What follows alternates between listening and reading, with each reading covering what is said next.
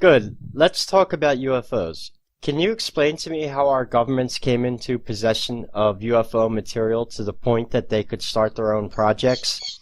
Did you have anything to do with the Roswell incident? Yes, but that incident was not the first one. I'm no historian. I'm studying only your current behavior, so my knowledge about these events in your history is presumably not very extensive. I will try to explain to you what I know about those things which happened at the time. Let me think about it for a second. In the years 1946 to 1953 in your timescale, there were 5 cases where extraterrestrial ships crashed to the surface of the Earth. In that crash, which you call the Roswell incident, there was not only one alien ship involved, but 2 that crashed after a collision in different parts of the land in the West, the one you call the USA.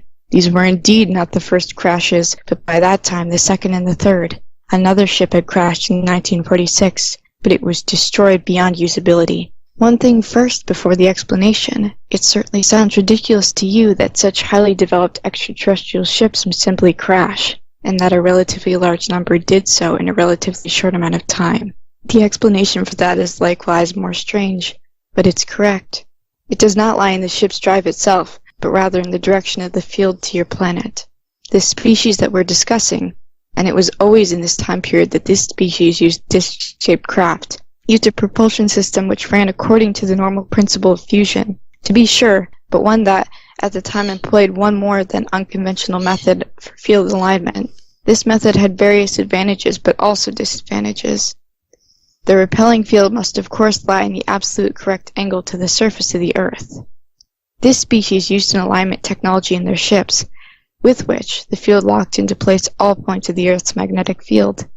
Now at that time the species had just arrived on the Earth, and their point of origin lay on a planet with a more stable magnetic field, for which they had developed and aligned their drive. The magnetic field of the Earth is not really all that stable. It's subject to cyclical variations, and it forms eddies under unfavorable conditions. Whenever a ship with one of those kinds of drives gets into a field fluctuation, or into an eddy that's too strong, then for a short time the repelling field can no longer align itself correctly, and the ship glides uncontrolled on its flight path. The drive is operating correctly to be sure, but the field fluctuates in all directions, and because of that, the ship can crash. In the case from 1947, which you addressed, it's my understanding that one of the ships got caught in a fluctuation. Its field linked up unintentionally with that of its squadron leader, and it collided with another ship, whereby both of them were heavily damaged. The cause of the magnetic fluctuation at the time was probably an electrical disturbance brought about by a weather event. Both ships crashed as a result. One of them fell near the collision point, the other 100 of your kilometers or so distant. All the occupants were killed in the impact. The thin hull structure of that disc craft is, in and of itself, not very stable, since those discs have not been designed for crashes, as well as for flight in a field where there are exterior forces at work. Now, your human military collected the individual pieces, at first, until they discovered the whole ships with the dead creatures aboard. Immediately, they classified everything as top secret and brought them to their military bases in order to analyze the drive. The secret endeavor was set the alien technology in place later against evil enemies of that great country. That is as primitive as it is ridiculous. I remember, I don't want to specify exactly your date, that it was probably between 1949 and 1952 that there was a rather bad accident during some research being done on one of the wrecks. According to what I heard, what members of my species were told by members of that government, it resulted in an unintentional activation of one of the drive's components in the unshielded condition. As a result, for a very short period of time, how should I phrase this? There was an unchecked shift of the environment to a plasma-like condition, which, on the other hand, through a very, very unfortunate accident, caused an overturning of the general power field into a magnetic pulse of immense power. Do you have any idea what kind of an effect a plasma magnetic jolt has when it comes into contact with an organism?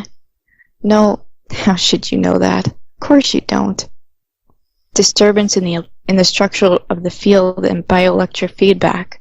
Imagine, if you will, a human body which is engulfed in bright flames for 3 or 4 of your days. Those flames apparently do not go out, and they burn the the body right down to its last constituents. Well then, you have an approximate impression of what happened. I think that 20 or 30 of your scientists were killed in that lab. 2 further crashes occurred in 1950 and 1953 in the water catchment area of the American continent. Those ships were able to be recovered from the crashes relatively intact. That species, which had built the ships in the first place, a species which I, by the way, count among those who are unfriendly towards you, was naturally worried about the investigation of their own technology of your kind. They did not want, however, at that point early in time to begin direct conflict with you, and so they chose to be diplomatic with you, and came into contact with that government during your 1960s. Of course, they had not divulged the real reason for their being here, copper, hydrogen, air, but rather they pretended to be curious researchers and offered to show people the functioning principle of the ships, whereby they would expect in return some favors. Simple-minded as you are, you of course agreed to it, and were deceived. You gave them raw materials, you gave them secured locations for their bases, and you gave them access to your most secret defense data. You gave them access to your DNA, and much more, and all just to quench your greed for power and information. The alien species, of course, quickly noticed that you were dealing with simple-minded creatures, and they gave you false and inferior information about their technology, so that they receive much more out of the collaboration than your kind do. For example, they gave you information that the drive can only be constructed with unstable elements of a higher-ranking number, but they withheld the information that the field drive can be constructed with various modifications to work, as well with stable elements of a lower periodic number.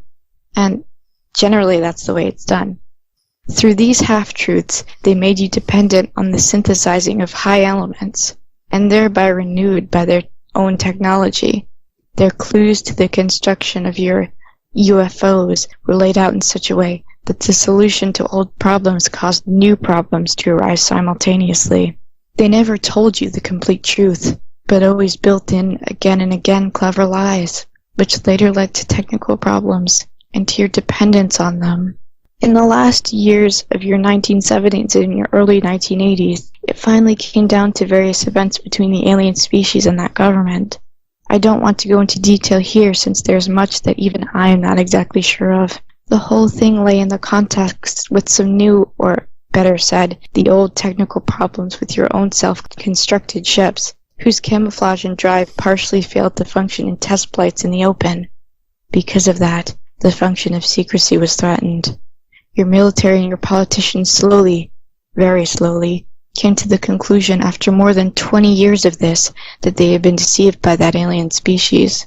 Multitudinous incongruities and the overstepping of bounds of the treaties by both sides finally led to an altercation between you and the extraterrestrials, which culminated in a liftoff of the 3 alien aerial objects through a special, how do you say it, EMP weapon and a military skirmish at one of their underground installations. As a consequence of these attacks, the alien species ultimately withdrew from all contact with you, and was understandably more angered about your kind. Therefore, I count these extraterrestrials among the 3 groups who are hostile towards you, and while the other 2 are more occupied with their own business, among them waging a cold war for dominance on your planet, your old friends and partners are preparing to supply themselves finally with the sole and absolute dominance over raw materials and human DNA. At the moment, it's probably true they lack some of the technical possibilities and large amounts of forces which they need in order to achieve their goals directly. In spite of that, we're counting on negative actions, possibly even of a more subtle kind, against you in the next few years or even decades.